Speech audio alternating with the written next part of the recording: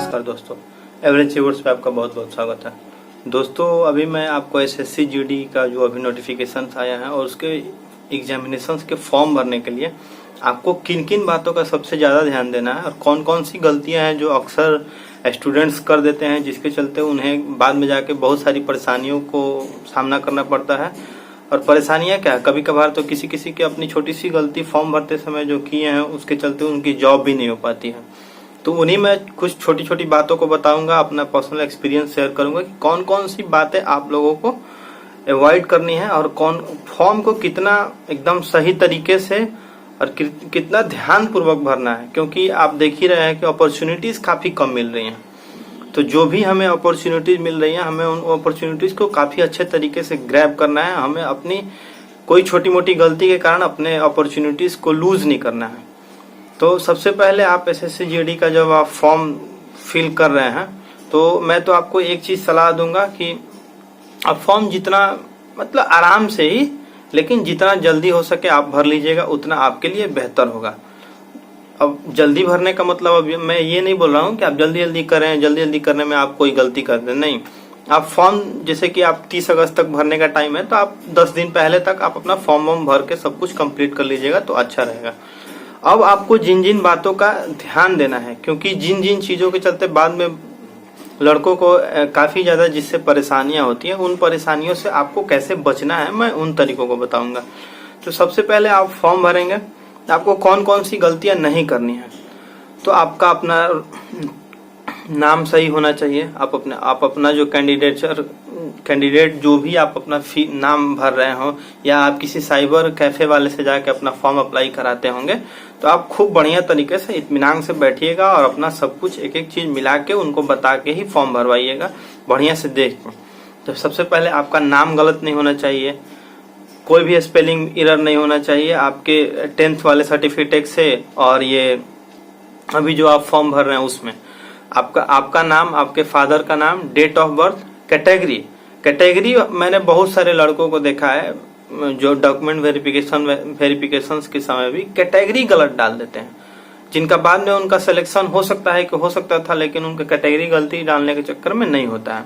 तो आपको कैटेगरी सही डालना है, डेट ऑफ बर्थ, नाम, पापा का नाम, address, email ID, phone number और फोटो। एक सबसे इम्पोर्टेंट चीज जिसके कारण एक मेरा फ्रेंड था, अब क्या पता कैसे उसका दिल्ली पुलिस और एसएससी सीपीओ दोनों एसएससी के ही एग्जाम्स थे, उनका गलती से फॉर्म फिलअप करते समय फोटो या सिग्नेचर किसी में ना किसी में कुछ उनको त्रुटि हो गई थी, जिसके कारण उनका दोनों का दोनों फॉर्म रिजेक्ट हो गया था। तो आपको फोटो जो आप डालिएगा एसएससी जीडी के फॉर्म में, उसको आप 20 KB से लेके 50 KB के बीच का ही होना चाहिए, और आपका फोटो एकदम क्लियर होना चाहिए, और आपके फोटो पे डेट ऑफ फोटो मेंशन होना चाहिए। डेट ऑफ फोटो मेंशन होने का मतलब आप जैसे कि कभी कभार कोई लड़के नहीं जानने के चक्कर में अभी जैसे कि अभी फॉर्म आज भर रहे हैं, आज जैसे कि 18-19 तारीख है, आज फॉर्म भर रहे हैं तो डेट वो 25 जुलाई का डाल देंगे। तो ऐसे नहीं डालना है, आप 3 महीने पीछे तक का डेट डाल सकते हो, ठीक है। तो ज्यादा तेज बनने के चक्कर में कुछ गलत नहीं करना है। आप डेट ऑफ फोटो आराम से आप जिस दिन भी फॉर्म भर रहे हो उस दिन 4 दिन 5 दिन पहले का या उस दिन का भी डाल दो, कोई दिक्कत नहीं है, लेकिन आगे का मत डालना। तो डेट ऑफ फोटो आपके फोटो पे मेंशन होना चाहिए। फोटो आपका 20 KB से लेके 50 KB के बीच का होना चाहिए। सिग्नेचर आपका क्लियरली होना चाहिए और रनिंग हैंड राइटिंग में होनी चाहिए, ये नहीं कि बड़ी वाली हैंड राइटिंग में। रनिंग हैंड राइटिंग में सिग्नेचर आपका 10 KB से लेके 20 KB के बीच का होना चाहिए, इससे बड़ा नहीं, 20 KB से बड़ा नहीं और 10 KB से छोटा नहीं, बीच में ही रखिएगा, सबसे बेहतर है। फोटो हो गया, सिग्नेचर हो गया। अब इसके अलावा नेक्स्ट पॉइंट पे चलते हैं कि बहुत सारे स्टूडेंट्स को जैसे कि सीबीएसई बोर्ड वाले जो हैं उनको सीजीपीए और वो अपना परसेंटेज और मार्क्स वगैरह डालने में जो भी प्रॉब्लम होती है, आप उसको बढ़िया से जो भी आपका डेटा बढ़िया से है आप उसको कलेक्ट कर लीजिए, और जैसे भी आपके सीजीपीओ को नंबर में चेंज किया जाता है उसको अच्छे से नंबर में चेंज करके आप परसेंटेज लिखो। परसेंटेज में ऐसा नहीं है कि आपको पॉइंट टू द पॉइंट पूरा का पूरा परसेंटेज आपको सही लिखना है, आप राउंड फिगर में भी परसेंटेज लिख दोगे तो उससे कोई प्रॉब्लम नहीं होती, इसके लिए ज्यादा दिक्कत होने की बात नहीं है। हाँ, रोल नंबर आपका जो 10th का है वो सब सही से डालिएगा, स्कूल वगैरह वो सब सही से डालिएगा। एक और कैंडिडेट का मेरे पास एक क्वेरी आया था कि सर वो आईसीएसई बोर्ड का वो स्टूडेंट था, तो उसने पूछा कि 10th में क्या होता है कि वो लोग 6 सब्जेक्ट का एग्जाम देते हैं और 6 सब्जेक्ट में एक इंग्लिश जो होता है कंपलसरी होता है और उसके बाद और 5 सब्जेक्ट्स के एग्जाम देते हैं। तो उन जो 5 सब्जेक्ट्स जो बचे हुए हैं उनका बेस्ट 4 और ये इंग्लिश वाला का नंबर ऐड होता है। तो आप अपना जो भी वो बेस्ट 4 है वो और आप अपना इंग्लिश के नंबर का ही परसेंटेज उसमें डालिए और फिर आपके इंटरमीडिएट में जो रूल्स फॉलो होती है आप उसी के अनुसार अपना परसेंटेज डालिए, उसमें कोई दिक्कत नहीं है। बस मेजर जो गलतियां होती हैं अपना नाम, कैटेगरी, पापा का नाम, डेट ऑफ बर्थ, फोटो डालने में और सिग्नेचर डालने में, ये सब गलतियां बस नहीं करनी है। उसके बाद कोई टेंशन लेने की बात नहीं है, आप आराम से फॉर्म भर। और आप फॉर्म भरते समय अब नेक्स्ट जो प्रॉब्लम्स होती हैं जो स्टूडेंट्स को मैंने देखा हुआ है कि वो लोग प्रेफरेंस भरने में पूछने लगते हैं कि सर प्रेफरेंस मैं कौन भरूं। बहुत सारे स्टूडेंट्स जो नए होते हैं उनको ये नहीं मालूम होता है, उनको ये मालूम होता है कि जैसे कि मैंने जो फर्स्ट प्रेफरेंस दिया हुआ है उसमें अगर मेरा नहीं होगा तो नहीं होगा। नहीं, बिल्कुल ऐसा नहीं होता है।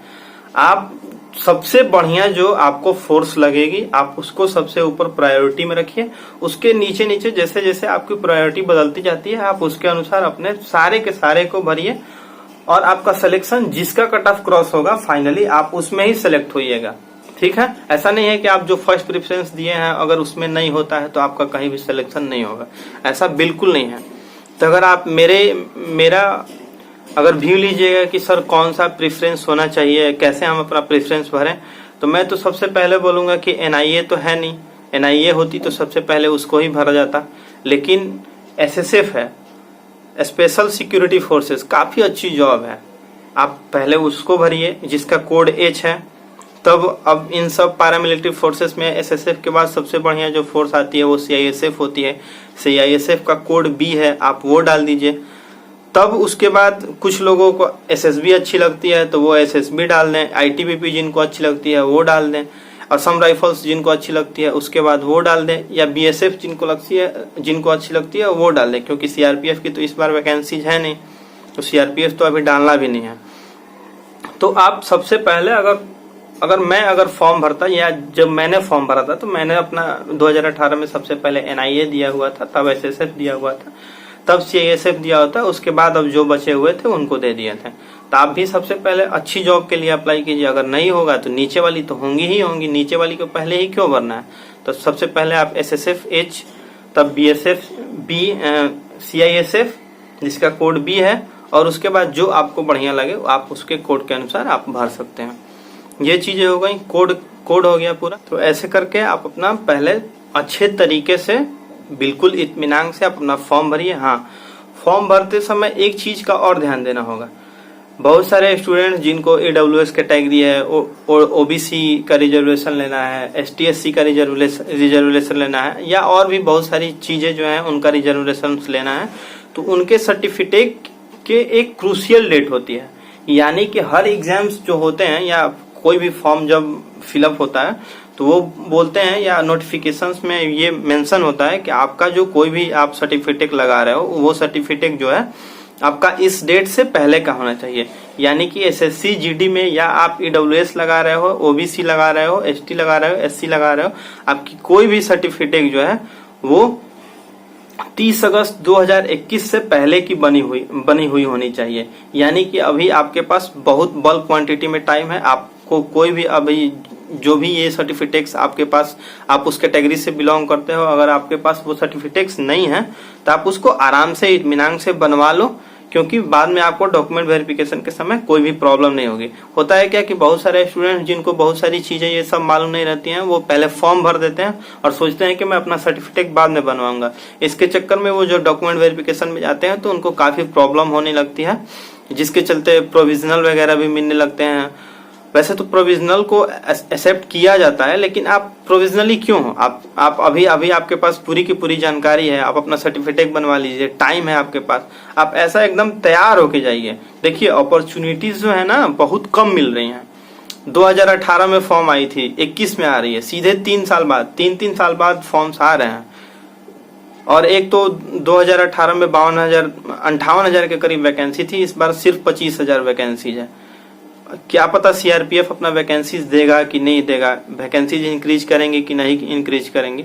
तो इससे मेरे कहने का एक ही मतलब है कि आपका फॉर्म गलत नहीं होना चाहिए। जैसे कि आपकी तरफ से अपनी गलती, कोई भी ऐसे छोटी मोटी गलतियों के वजह से आपको ये इतनी बड़ी अपॉर्चुनिटीज जो मिली है, इसको आपको अपने हाथ से नहीं गंवाना है। ठीक, तो फॉर्म अपना एकदम अच्छे तरीके से पढ़िए। हाँ, सर्टिफिकेट अगर आपके पास नहीं है तो आपके पास बल्क क्वांटिटी में टाइम है, आप ओबीसी बनवाइए, एसटी/एससी बनवाइए, ईडब्ल्यूएस बनवाइए, डोमिसाइल बनवाइए, जो भी है ये सब चीजें 8 से 10 दिन के अंदर बन जाती हैं। कोई चीजें तो 2-3 दिन में ही बन जाती है, तो इसके लिए आप घबराइए नहीं। अभी आपके पास 40 दिन का टाइम है, आप अपना आराम से सर्टिफिकेट बनवाइए और सर्टिफिकेट बनवाने के बाद ही फॉर्म अप्लाई कीजिए। ठीक, फॉर्म अप्लाई करते समय आपको हर चीज का ध्यान देना है, कोई भी चीज गलती नहीं करनी है। ठीक है, और भी बहुत सारी जो एसएससी के एग्जाम्स कब होने वाले हैं या कब से होंगे, उसकी स्ट्रेटेजी क्या होगी एग्जाम्स की, पहले आप फॉर्म भरिए। मैं एक और वीडियो इसके रिगार्डिंग बना दूंगा कि एग्जाम्स कब से, टेंटेटिव डेट्स क्या हो सकते हैं एग्जाम्स के, 2018 में कैसे कैसे रूल्स फॉलो हुए थे, उसके रिगार्डिंग एक्सपेक्टेशंस, डेट वगैरह सब कुछ मैं बता दूंगा नेक्स्ट वीडियो में। तब तक के लिए बने रहिए हमारे साथ। जय हिंद, जय भारत।